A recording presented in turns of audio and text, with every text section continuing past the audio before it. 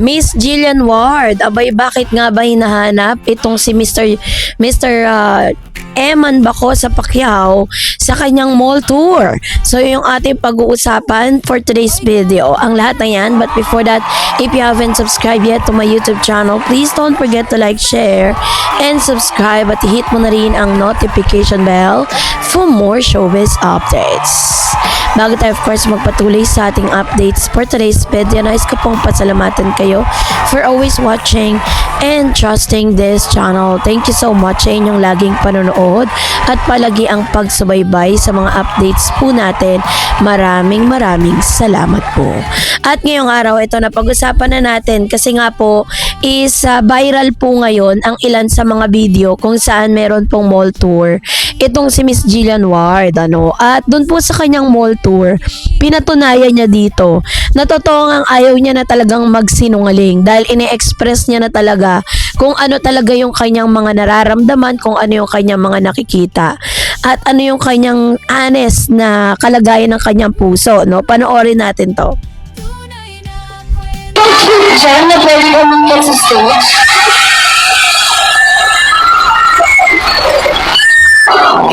Sino yung nandyan? Yung mga yung medyo yaman, gano'n. Meron po diyan na pwede ka mag-stage.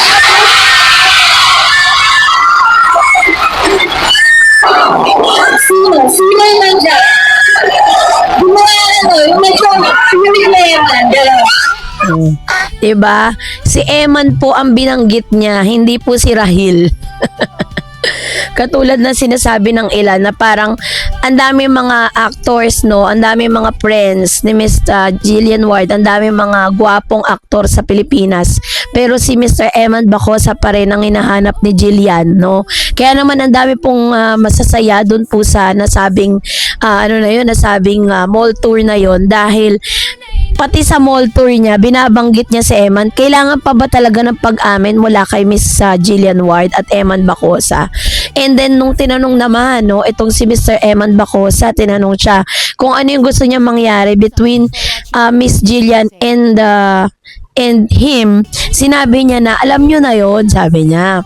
So, parang sinasabi niya rito na, sila po kasi yung tipo ng mga artista na parang, hindi na po nila kailangan na na sabihin pa or isa publiko pa sa buong Pilipinas na talagang nagkakamabutihan na sila. Kung babalikan natin yung interview niya sa kanyang guest sa All Out Sunday na kung saan umanta siya ng pumapag-ibig. Doon pa lang sa sinabi niya na sabi ng actress na ito, actually binigay po siya sa akin na na-compose na po yung song. Pero marami akong binagong lyrics na mas na-express ko yung nararamdaman ko talaga. Parang maybe nga binago siyang wordings na may kinalaman sa pagbaboxing. So which means talagang itong si Jillian in love talaga. Hindi na ma-deny yan. So sabi niya dito, sana magustuhan niyo po yung song. Tuwing pinakikinggan nyo to, isipin nyo na lang kung sino ba talaga ang nakakuha ng puso nyo at talagang nakasapol sa puso nyo. This song is for everyone na pumapag-ibig.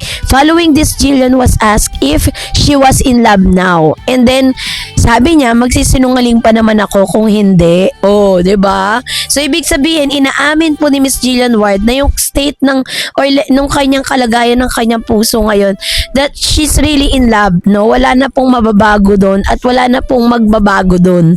Dahil pinapakita lang dito ni Miss Jillian. Gusto ko si Jillian kasi very straightforward siya sumagot. Walang keme. Hindi niya kailangan magsinungaling kung ano talaga yung nararamdaman niya. Well, in fact, deserve naman ni Miss Jillian talaga na magmahal na kasi she was on the right age na, 'di ba? At the same time, is bagay naman sila ni Eman. Hindi naman masamang tao si Eman para sa kanya. Kaya nga po yung buong pamilya po ni Eman, sobrang blessed talaga sila nung dinalaw sila at sinamahan ni Miss Jillian. Number 1 plus points yun sa pamilya ni Mr. Eman So pati po yung kapatid ni Eman, 'di ba? Sobrang love na love si Jillian. Nung pumunta si Miss Jillian sa lugar ni Eman, grabe po yung pagsuporta sa kanya ng mga magulang nito yung mami niya. At alam niyo po ba, isa rin sa pinaka talagang hinahangaan kay Eman Bacosa Pacquiao.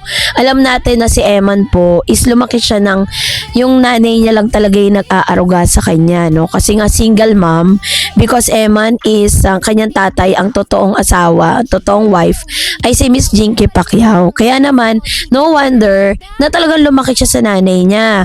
So, pinapakita niya rin dito na kung gaano niya pinibigyan ng importansya yung sacrifices na ginawa sa kanya ng kanyang mami.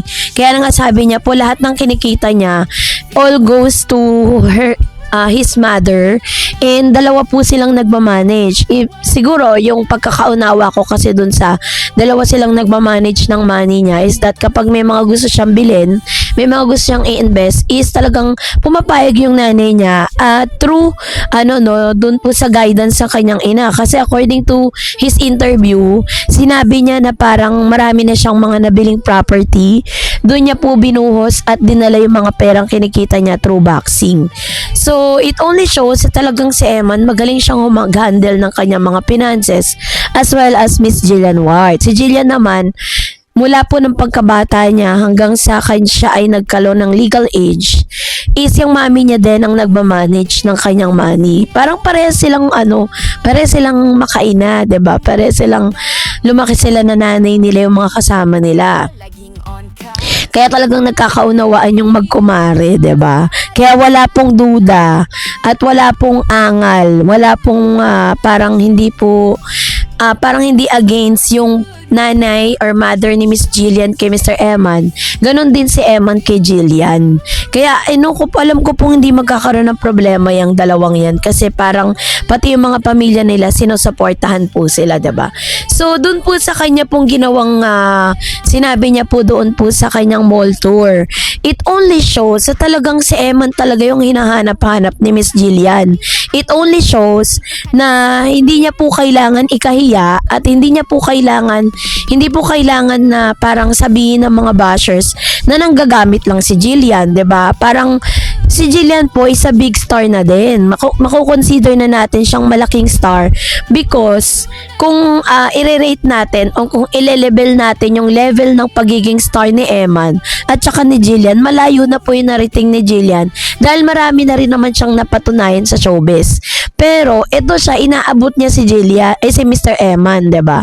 Hindi po yun yung nagiging hadlang. Kaya po, ako po, pag makakakita ako ng mga post patungkol doon sa sinasabing manggagamit si Jillian, is sumasagot ako doon. Pero in a right manner, hindi para i-bash kung sino, but for the clarification. Kasi hindi naman natin kailangan makipag-away sa social media para lang marinig nila yung pinupunto mo.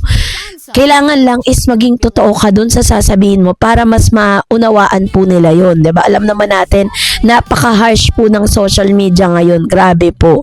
Sobrang harsh, 'di ba? Kaya kailangan alam po nating i-handle yung situation. Alam natin kung paano natin i-deliver yung mga statement na gusto nating sabihin sa publiko. Kaya naman syempre, 'di ba? Team Jillian pa rin tayo and Eman Bacosa Pacquiao. So, that's it for today. For more videos and updates, please don't forget to like and subscribe. And please don't forget to follow my Facebook page, Dareds TV and Dareds Channel. God bless everyone!